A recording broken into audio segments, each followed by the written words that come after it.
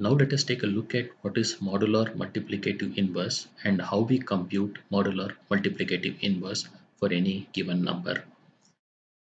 Before even going into modular multiplicative inverse, we have to understand what is a multiplicative inverse. This is a very basic thing we have already learned in our school days. A multiplicative inverse is nothing but a reciprocal, and it is defined as what we multiply by a number to get one. Say if you have a number a, and what is that you multiply with this number to get the result as 1.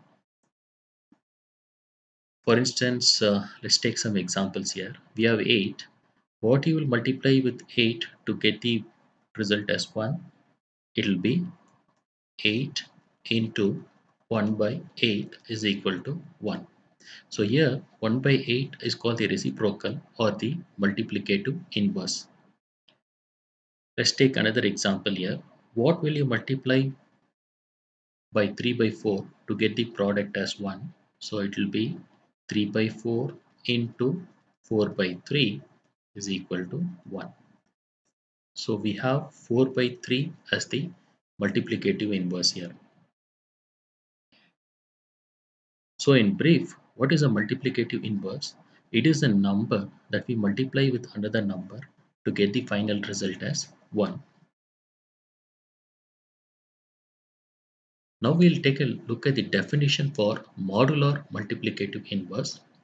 Modular multiplicative inverse of an integer a is an integer x such that the product ax is congruent to 1 with respect to the modulus m.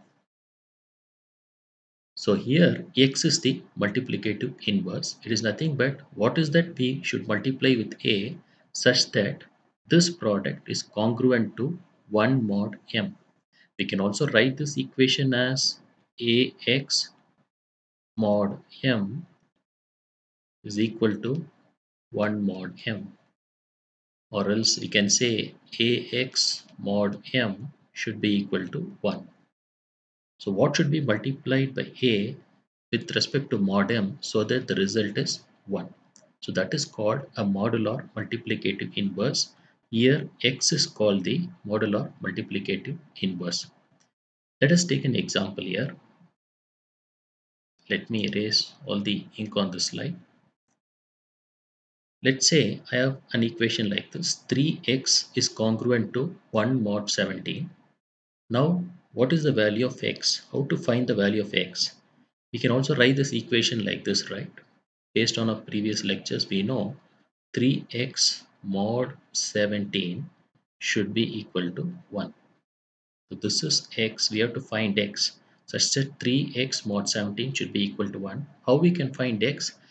And x should obviously be less than 17. So we can go with trial and error method. So we can say 3 into 1 mod 17.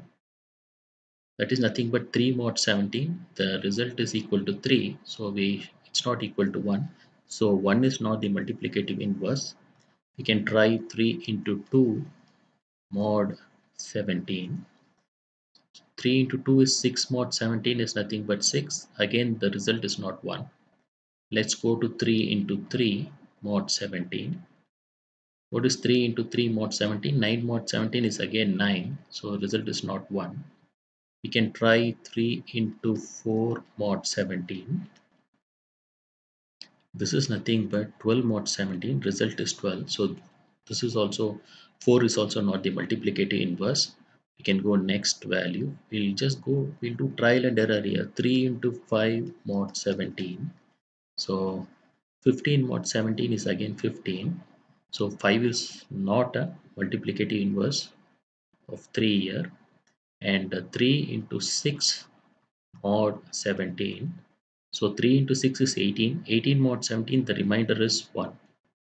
So with respect to mod 17, if we multiply 6 by 3, we get the result as 1. So we say 6 is the modular multiplicative inverse with respect to mod 17 for 3. So what is our x here? X is 6.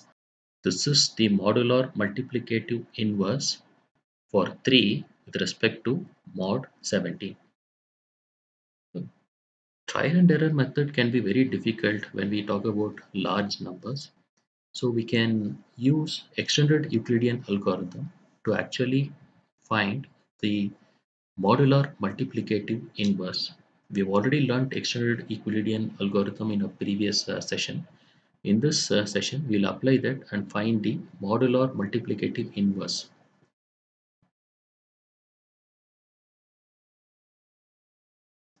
So let's go and take this very simple equation, that is 5x is congruent to 1 mod 14, find x. By this time you would have found it, but we will still use the extended Euclidean algorithm to find the multiplicative inverse and verify it. So here x is the multiplicative inverse we need to compute. So how you can compute that? For that, the very first step is we should find GCD of 5 and 14. So we all know that when we divide b by a, b can be written as a cube plus r by the division algorithm. We'll use that. We can represent 14 as 2 into 5. What is the remainder? 4. Now what we'll do is we'll take 5 that side. We'll represent 5 in multiples of 4. So it is nothing but 1 into 4 plus 1. So here the GCD we arrive at is 1. So 1 is the GCD for 5 and 14. Please keep this in mind. Only when the GCD is 1, we'll be able to find the multiplicative inverse. If the GCD is not 1, then there is no multiplicative inverse here. So always keep in mind that you should arrive at a GCD of 1 for these two numbers to find a multiplicative inverse, or else you can very well conclude that there is no multiplicative inverse here. Since we arrived at a GCD of 1, what we can do is we can go and use the extended Euclidean algorithm here. I'll take this GCD 1 and then I can write it as, we'll take 5 minus 1 into 4. We'll take this 1 into 4 to this side. So it is nothing but 5 minus 1 into 4. So we will backtrack. We have to substitute the value of 4. What is 4 here? 4 is nothing but 14 minus 2 into 5. Just push it this side. So we'll have 4 is equal to 14 minus 2 into 5. Right? We substitute that here. That is 1 is equal to 5 minus 1 into 14 minus 2 into 5. So how we can reduce this? This is nothing but 1 is equal to, we have 5 outside, minus 1 into minus 2 into 5 is nothing but plus 2 into 5. So we have a 2 into 5 here and 1 5 outside. We can reduce it as 3 into 5 plus minus 1 into 14.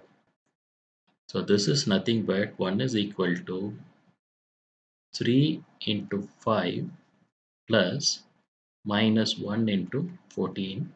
We know 5 is A, 14 is B. What is the value of x here? X is 3, y is minus 1.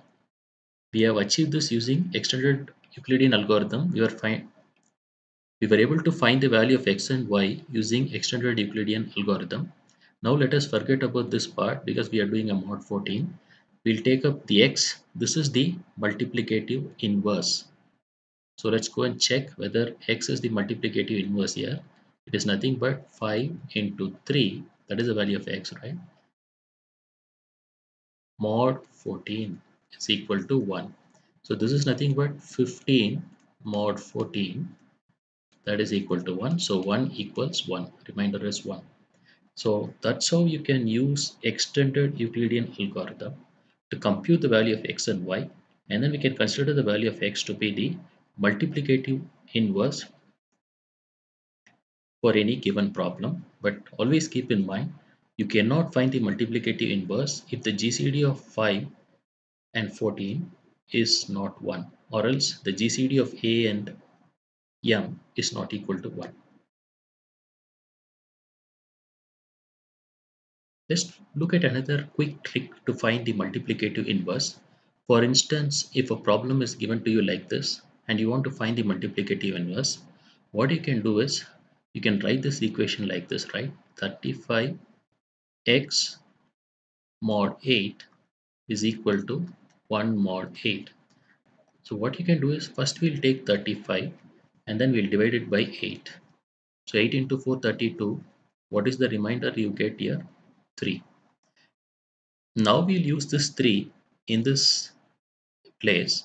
So we'll say 3x mod 8 is equal to 1 mod 8. We have to find the value of x such that it's equal to 1 when multiplied by 3. So what is that? So 3 into 3 mod 8 is equal to 1. So this is 9 mod 8 equal to 1. When I'm multiplying it by 3, I'm getting a result of 1. I can conclude that the multiplicative inverse here is 3. So let's go and substitute that in our equation and try. So let's go and substitute that 35 into 3 mod 8. Is it equal to 1? What is 35 into 3? It is 105 mod 8. So 8 into 13 is 104. So here the remainder is 1. So we were able to find the multiplicative inverse. I hope you were able to understand that. It's just we are using a smaller number so that we can arrive at our computations quickly. Let's take another exercise.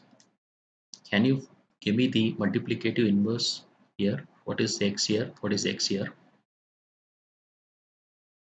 Let me take the very first problem. I can write 40x congruent to 1 mod 7. How can I write this? I can write it as 40x mod 7 is equal to 1.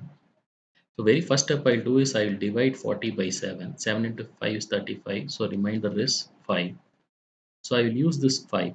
So 5 into x mod 7 should be equal to 1. So what I should multiply by 5 so that mod 7 will give me a 1. So if I multiply it by 3 mod 7, you can see I'm going to get it as 15 mod 7. That is nothing but the remainder is 1.